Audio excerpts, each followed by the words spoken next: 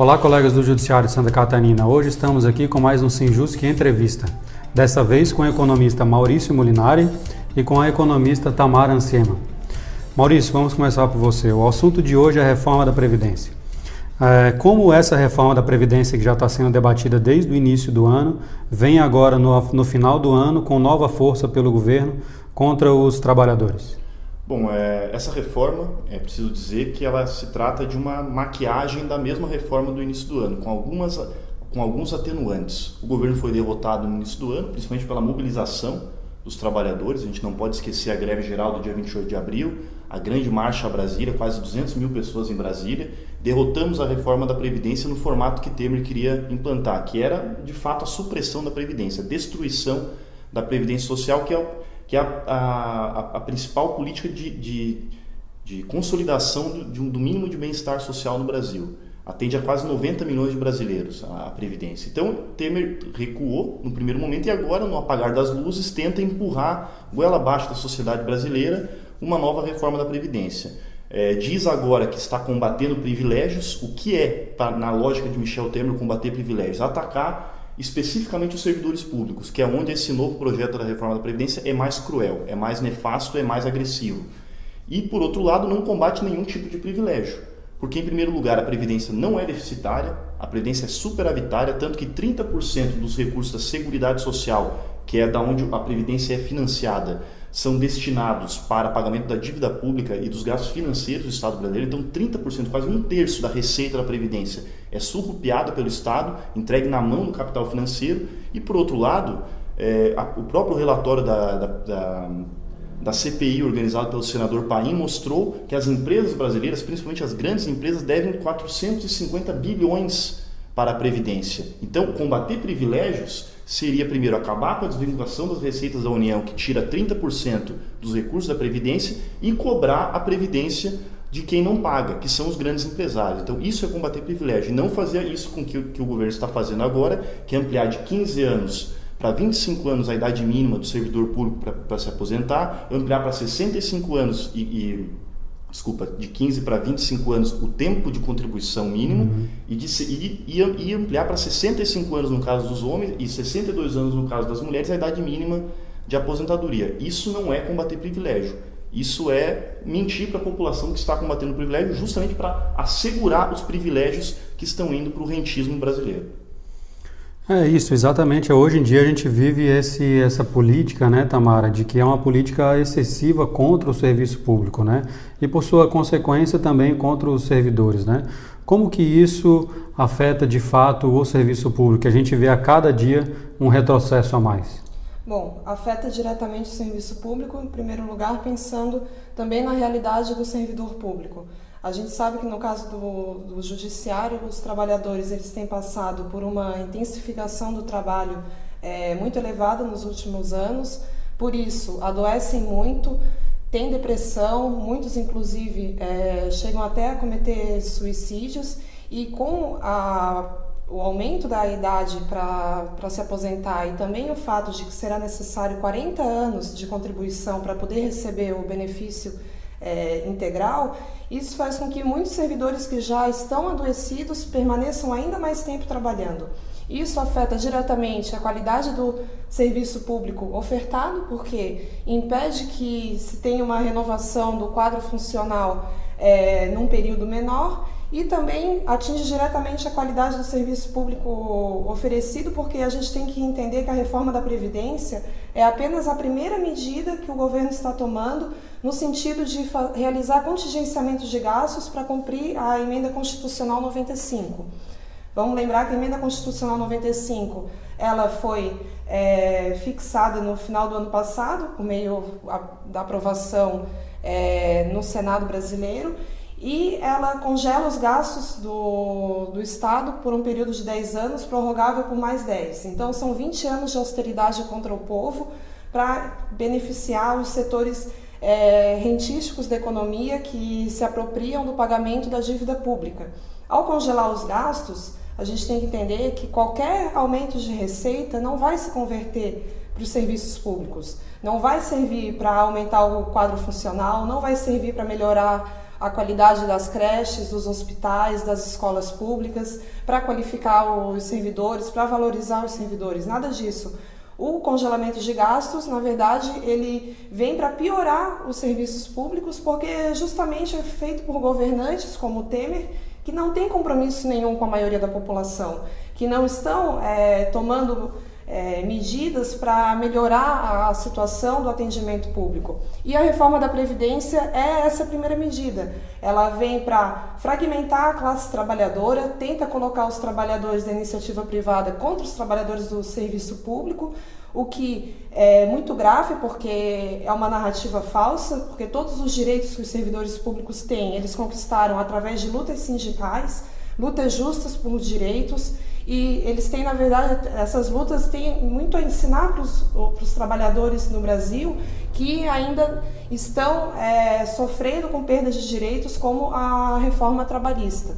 É importante lembrar que a reforma trabalhista não só derrotou direitos que haviam sido conquistados historicamente pela classe trabalhadora brasileira, como uma dessas perdas foi a dificuldade agora de se acessar, praticamente impossibilitar o acesso dos trabalhadores à Justiça do Trabalho. Com isso, os trabalhadores ficam impedidos de se defenderem, muitos já estão sofrendo com prejuízos financeiros, morais e psicológicos, porque tem que pagar custas processuais pelo simples fato de lutarem pelos seus direitos na Justiça. Então, o que eu queria chamar a atenção dos servidores do Judiciário é que é importante dialogar com a sociedade, é importante valorizar o serviço público para justamente evitar essa fragmentação e evitar que o discurso do privilégio ele tome conta e ecoe na sociedade. Embora eu também acredite que não tem condições disso acontecer por enquanto, porque Michel Temer e o Congresso Nacional não gozam de prestígio para conseguir empurrar um abacaxi, como é a reforma da Previdência, para cima dos trabalhadores. Mas é preciso que se atenha que é um ataque contra o serviço público. Então, nós temos que defender os direitos já conquistados pelos servidores públicos e também o direito da população a acessar esses serviços públicos, que não são acessados apenas pelos mais pobres, que são assistidos pela assistência social. Os serviços públicos eles são essenciais para toda a população, como a Justiça do Trabalho. Em muitos casos, são serviços ofertados exclusivamente no âmbito do Estado, como é o caso da Justiça. É interessante os pontos que a Tamara coloca, né? Porque a gente tem que fazer essa reflexão, porque o prejuízo para o serviço público, ele não é somente para os servidores, além de ser também para os servidores, ele é para a própria sociedade, né? E um ponto que a Tamara coloca com muita propriedade, né, Maurício, é essa questão do adoecimento dos trabalhadores, né? Com esse processo de adoecimento dos trabalhadores e com cada vez trabalhadores envelhecendo, sem que seja reposta essa mão de obra e sem que no futuro, mesmo sem forças já para trabalhar, né, porque já utilizaram os melhores anos da vida trabalhando no judiciário ou em outro serviço público, mesmo assim ninguém vai ter condição de se aposentar. E isso leva à reflexão de que é preciso lutar para que a gente possa derrotar essa reforma, né? De que maneira você vê de que possa haver essa unidade na luta contra essa reforma da Previdência que provavelmente está sendo colocada agora no final desse ano de 2017? É importante ressaltar que só a luta dos trabalhadores foi que derrotou a reforma no primeiro semestre. Se a reforma da Previdência foi repudiada por quase 90% da população brasileira, pesquisa inclusive do Datafolha no primeiro semestre do ano, foi em função da mobilização, principalmente da mobilização sindical, da panfletagem, do diálogo, da conversa, da gravação dos vídeos, da conscientização permanente, que é da natureza da própria atividade sindical. Então temos uma responsabilidade em relação a isso, de também no apagar das luzes, com as dificuldades, né? O governo, não por acaso, o governo está apresentando o projeto nas vésperas da entrada do mês de dezembro, ele sabe de como que as dificuldades se acumulam, ele sabe do desgaste da classe trabalhadora, que lutou muito durante esse ano, sofreu uma derrota muito profunda, que é a aprovação da reforma trabalhista, mas temos que tirar forças da onde às vezes achamos que não temos, mas temos que tirar forças para dar a virada nessa situação. As coisas começam a acontecer. Tivemos agora recentemente uma greve estourando no supermercado mundial, uma categoria altamente de difícil mobilização, que são os comerciários do supermercado. Os trabalhadores, por cima, inclusive, sem a participação do sindicato, se revoltaram porque com a nova reforma e com um decreto de Michel Temer aprovado recentemente que autoriza o trabalho nos supermercados em domingos e feriados sem pagamento de adicional, sem negociação com os sindicatos, os trabalhadores simplesmente trabalharam nos domingos e que deveriam receber um adicional de 100% na sua hora trabalhada, não receberam e tiveram um desconto de em torno de R$700 na sua folha salarial. Isso é o resultado da reforma trabalhista. Imediatamente os trabalhadores se rebelaram e fecharam o supermercado, saíram do supermercado, saíram na rua, batendo palma, gritando, comemorando o fato de terem fechado o supermercado. Então temos que entender que todo esse ataque que está sendo desferido contra os trabalhadores, contra a classe trabalhadora, não vai ser passivo. É como se estivessem apertando, uma porta que vai apertando, chega uma hora que isso não tem mais como apertar, isso arrebenta. É isso que está acontecendo na prática. A reforma trabalhista é profunda. Essa reforma da Previdência, apesar de dizerem que é menor do que a do início, mas também é profunda, principalmente com o serviço público. Há uma lógica dentro da reforma da Previdência que casa com manter o trabalhador, envelhecer o trabalhador não vai conseguir, o trabalhador do setor público não vai conseguir completar, vai adoecer no meio do caminho, como vocês colocaram aqui, e o que está por trás disso? É a lógica da privatização. A privatização direta, que é a venda do patrimônio público, e a privatização indireta, que é a nova lei da terceirização, vai comer solta. As carreiras vão se extinguindo e vão sendo substituídos por trabalhadores terceirizados, por empresas terceirizadas que vão oferir altíssimo lucro, ofertando mão de obra para o Estado, reduzindo a qualidade do serviço oferecido à população. Então a população já está num caos, como é a sociedade brasileira, atravessada pela desigualdade, vai estar ainda mais jogada nesse desespero. Então o que está sendo feito com o povo brasileiro é uma responsabilidade sem tamanho. E eu acredito, sinceramente, que vai haver resistência. Pode ser que a gente não veja agora, mas vai haver, porque é muito profundo o ataque que está sendo feito contra os trabalhadores, é muito profundo o ataque que está sendo feito contra os servidores públicos, porque não pensem que ano que vem vai ser o primeiro ano de fato de arroxo para cima dos servidores públicos. Esse ano não foi, considerando o teto de gastos, porque o orçamento, a inflação está em torno de 3%, então vai congelar, vai reajustar o orçamento em apenas 3%, sendo que a inflação no ano que vem vai chegar a 6%. Então vai ser o ano que vem vai ser um ano de corte real no orçamento do serviço público. Então não tem reajuste de salário. Se não tiver luta, não tem reajuste de salário. Se não tiver luta, não tem o mínimo direito garantido. Então a gente está numa encruzilhada que coloca o seguinte: ou lutamos ou seremos atropelados e não teremos nada mais para comemorar. Esse é o paradigma. E eu acredito piamente que vai haver muita luta e muita resistência. É interessante essa unidade de luta, né, Tamara, que o Maurício coloca, porque inclusive recentemente todas as centrais sindicais divulgaram que no próximo dia 5 de dezembro a gente vai ter uma manifestação nacional novamente contra essa reforma da Previdência que está sendo proposta. E como o Maurício tinha colocado anteriormente, a gente, como trabalhadores públicos, nós conseguimos derrotar a proposta de reforma no início do ano e também podemos derrotá-la agora nesse período de final de ano. Basta que realmente não se considere como uma reforma consolidada e já aprovada, mas se coloque na perspectiva que o Maurício lembrou, de que é necessária a luta, né? De que é necessário a gente estar na rua protestando, é necessário a gente saber como nós vamos ser prejudicados, para que aí a gente possa ter uma proposta um pouco diferente, um pouco que não novamente o serviço público e os trabalhadores públicos paguem a conta da má administração dos governos e da administração também, por que não dizer, do judiciário. Então, como que você considera que esse ato do dia 5 de dezembro pode de fato promover esse impedimento da reforma da Previdência? Bom, está mais do que claro que a luta sindical é um instrumento que os trabalhadores têm ao seu alcance para barrar agora a reforma da Previdência e também para defender os serviços públicos. Uma luta sindical, portanto, que ela não pode se dar exclusivamente no âmbito corporativo, mas ela tem que se ampliar, unir categorias, principalmente no caso dos servidores públicos, dialogar com a população defendendo o serviço público, porque as pessoas são usuárias de serviços públicos e elas precisam do atendimento do Estado, e o servidor público ele é a ponta de lança nesse sistema, porque é ele que presta o serviço e é ele também que sente a precarização e é ele que é cobrado pela população quando o Estado não consegue chegar na população e atendê-la bem.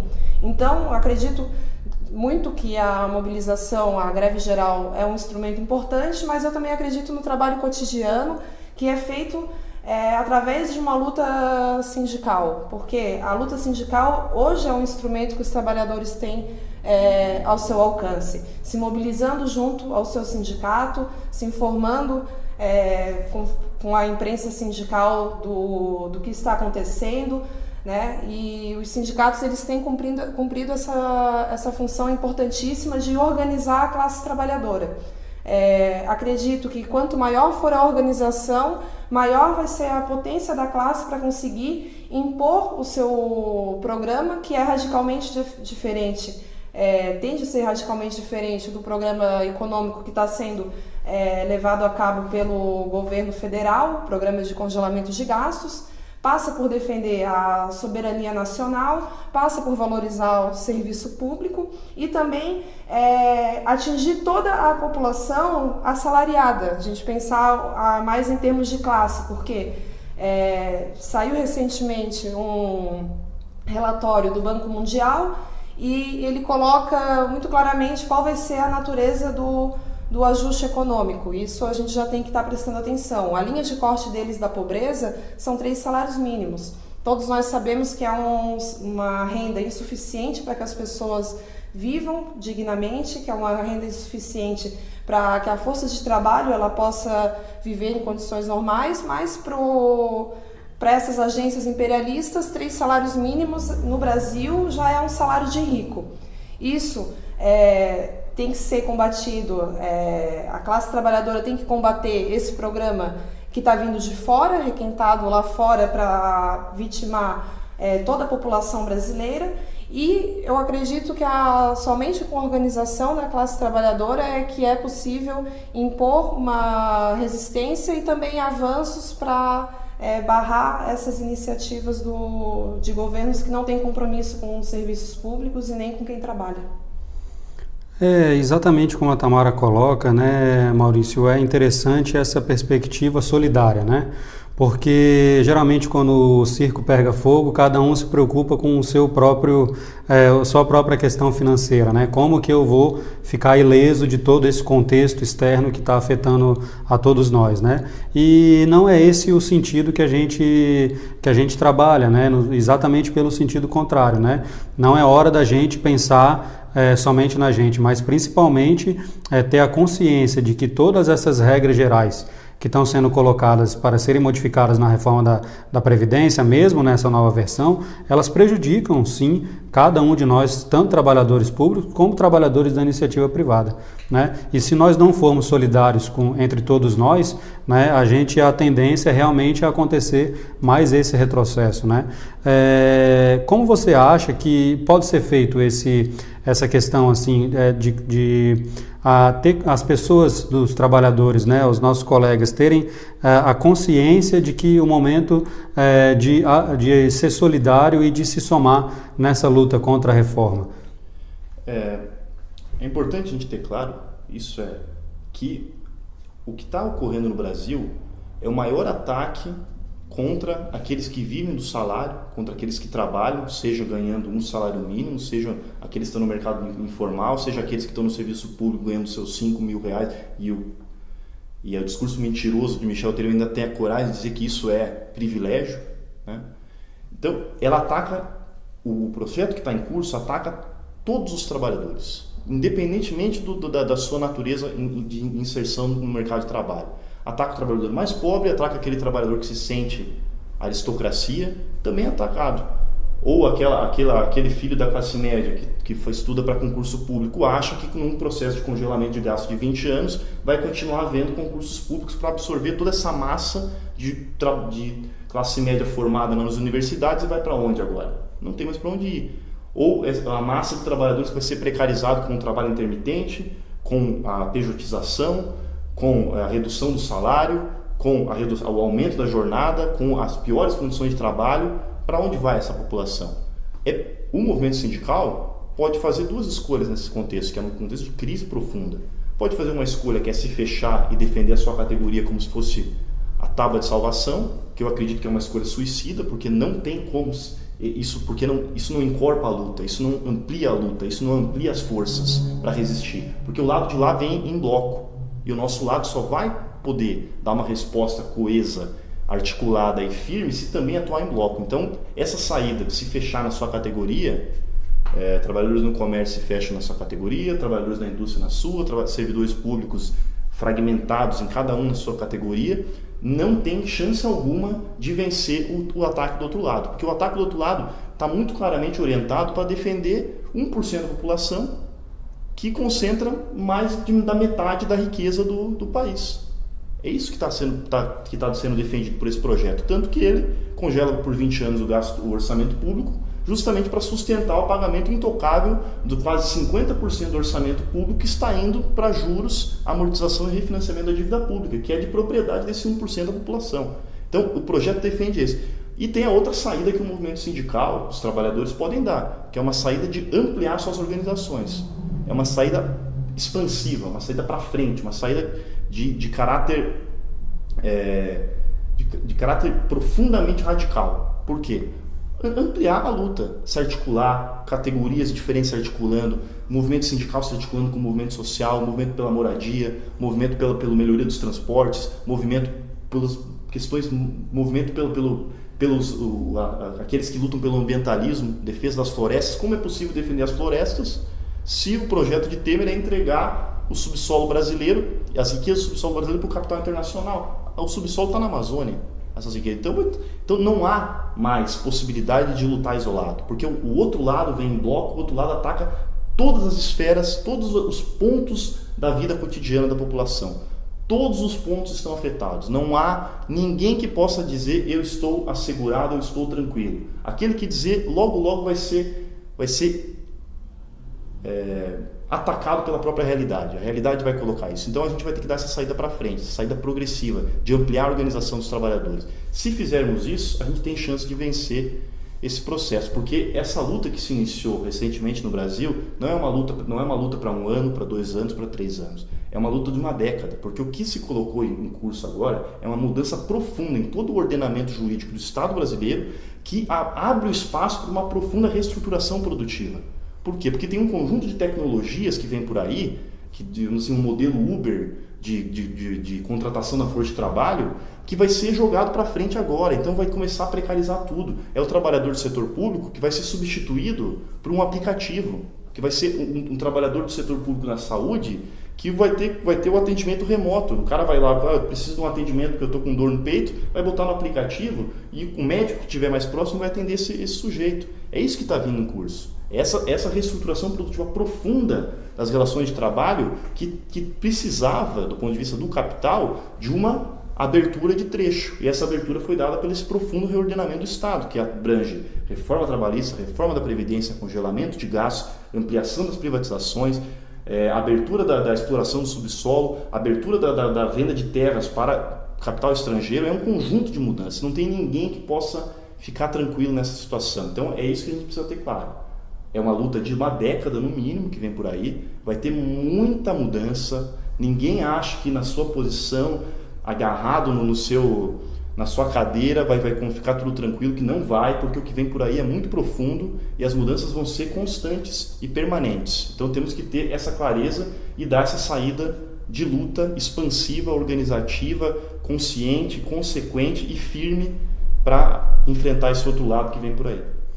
Acho que o momento é de alerta, né? O que está muito claro aqui, tanto pelas tuas colocações, Tamara, quanto do Maurício, né? É um alerta para que todos tenham a consciência de que é possível, ainda nesse momento que a gente vive, lutar contra todo esse prejuízo, né? E para isso basta que cada um olhe para si, olhe para fora, entenda esse contexto e se some nessa luta contra todos esses retrocessos, né?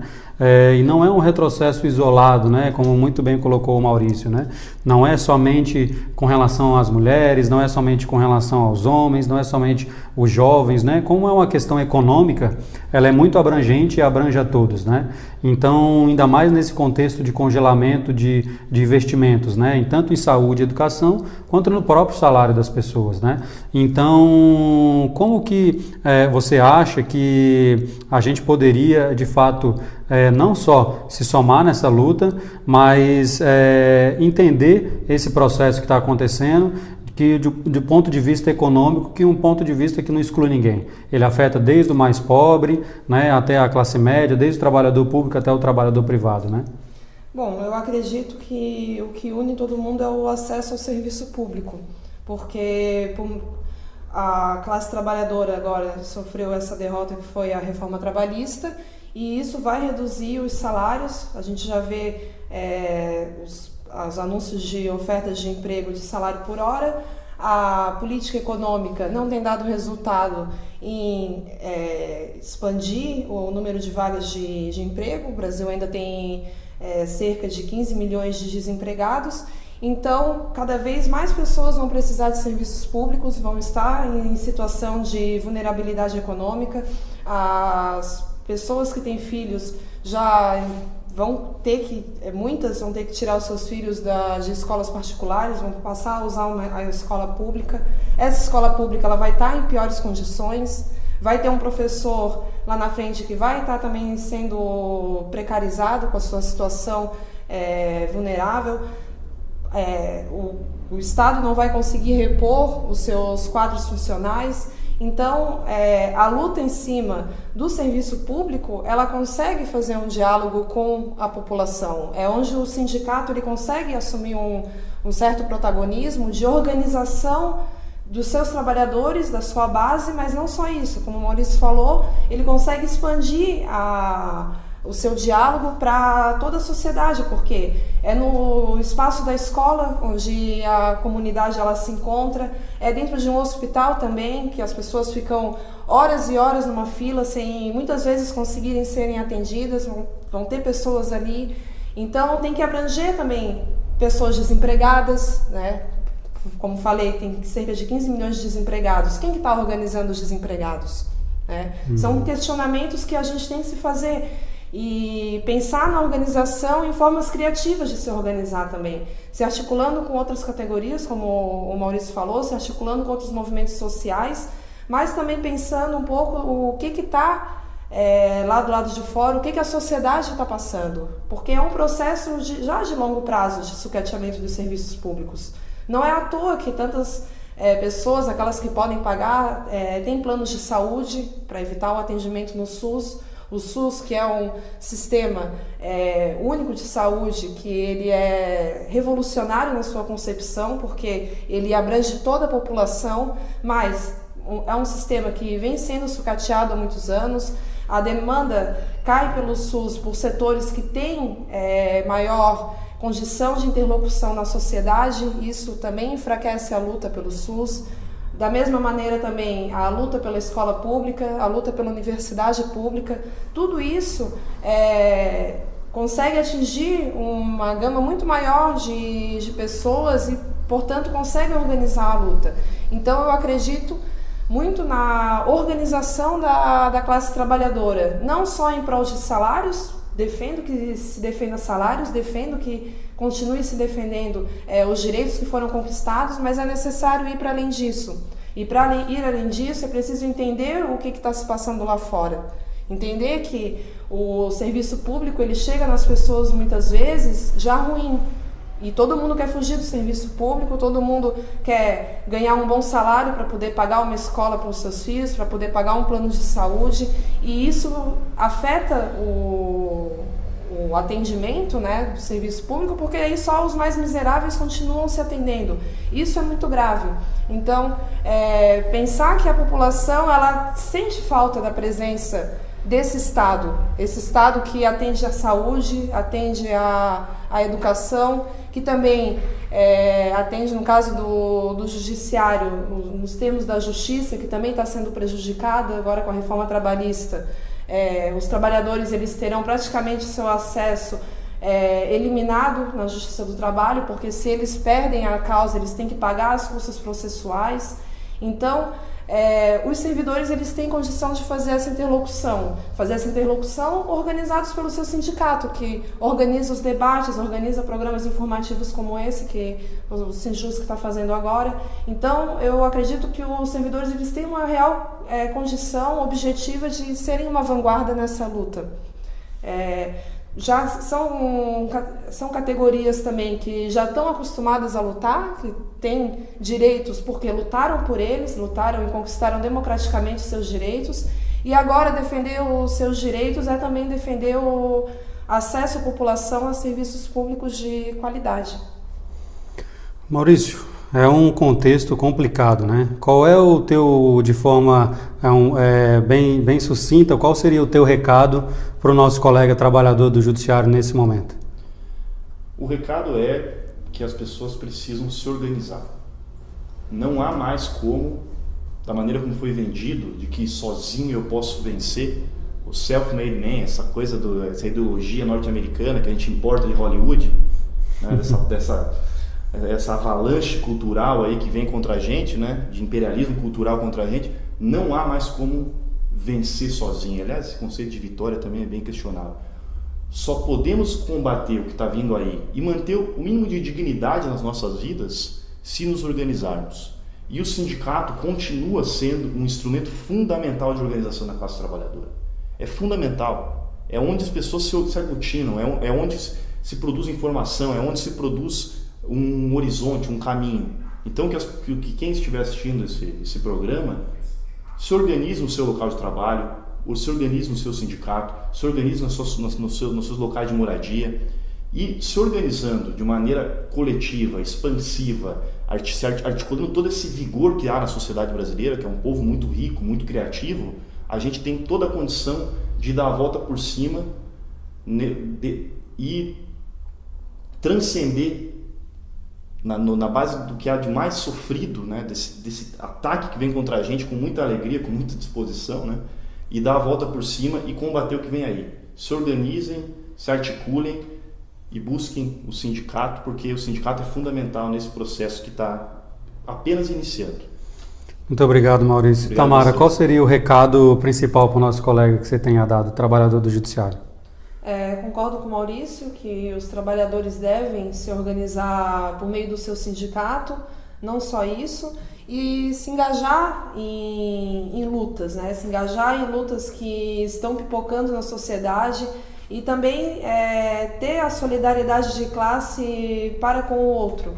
Eu acho que isso é importante, porque os servidores estão sob forte ataque. Não se sabe no dia de amanhã se muitos ainda terão seus empregos. Tem processos de demissão voluntária acontecendo na esfera federal. Isso, inevitavelmente, vai descendo para as esferas estadual e municipal. Então, as pessoas entenderem que a vida delas não está ganha porque elas têm hoje um bom emprego, porque elas passaram num concurso há alguns anos, é um primeiro passo fundamental, ou seja, se solidarizar com a luta do outro, se informar e vir para a luta do sindicato, porque quando os trabalhadores se organizam por meio do sindicato, eles conseguem fazer resistências que são impossíveis de serem realizadas individualmente. Esse é o papel histórico dos sindicatos, e eles têm muito a nos ensinar sobre lutas coletivas que trazem ganhos coletivos e podem mudar o rumo de muitas coisas que parecem estar perdidas. No começo do ano, quando começaram a campanha pela reforma da Previdência, pela contra-reforma da Previdência, muitos acharam que a batalha estava perdida. Entretanto, os sindicatos lutaram, foram feitas greves gerais, foi feita a marcha para Brasília, e hoje a gente chega no final do ano com o governo botando mais milhões e milhões dos cofres públicos em propagandas na televisão, todos os especialistas batendo na tecla do déficit da Previdência, mentira que já foi desmascarada nas próprias instâncias do poder brasileiro, como o Maurício já falou, e tivemos essa vitória. Então, acreditar que é possível derrotar também o teto de gastos, que Não é porque é uma emenda constitucional que já é uma coisa dada e que a gente tem que se esforçar para fazer isso vigorar. Não, pelo contrário, nós que demandamos serviços públicos e os servidores públicos que têm o seu trabalho, o seu cotidiano influenciado por essa medida nefasta, tem condições sim de derrotar isso na prática. A gente tem que acreditar na unidade da luta, tem que acreditar no debate político e principalmente na organização e no diálogo com os trabalhadores de base. É isso, muito obrigado, Tamara, muito obrigado novamente, Maurício. O Sinjus que convoca todos os colegas trabalhadores agora, no próximo dia 5 de dezembro, a lutar contra a reforma da Previdência. Então, além desse dia, em todo e qualquer momento que houver um ataque contra os trabalhadores, o Sinjus que vai estar junto na luta e convoca todos vocês para que não haja esse retrocesso para todos nós. Esse é mais um Sinjus Entrevista. Curtam o nosso canal, dê um like nesse vídeo e acompanhem todas as nossas redes sociais.